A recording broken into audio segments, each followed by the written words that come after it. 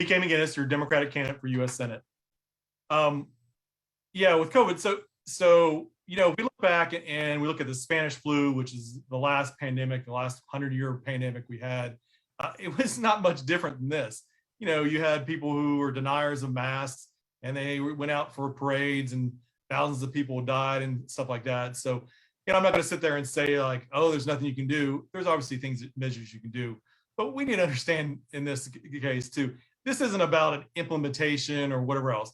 This is about the solution to this is voting rights legislation. This happened because some idiot won the presidency and then thought maybe I needed to deny a potential pandemic because I think it's going to hurt me in losing an election. Pure and simple. So it's a matter of getting voting rights legislation passed so we can get Democrats in Congress to get things done so we don't have an idiot like that leading the country again.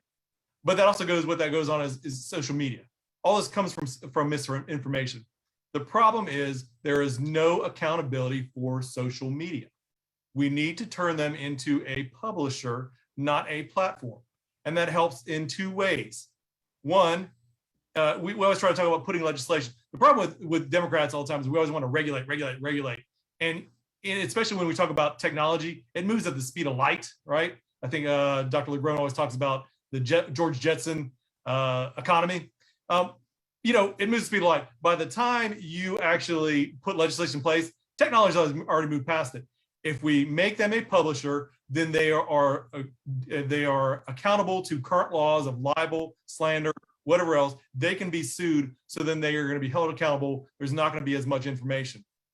An ancillary benefit to that is not about COVID at all is if you make them a publisher, we can make it so that if they have links on their platform to small town newspapers or whatever else, then they have to pay those small town newspapers. And then those small town newspapers thrive, and then they actually do the news how it should be, and everybody is more educated and more informed.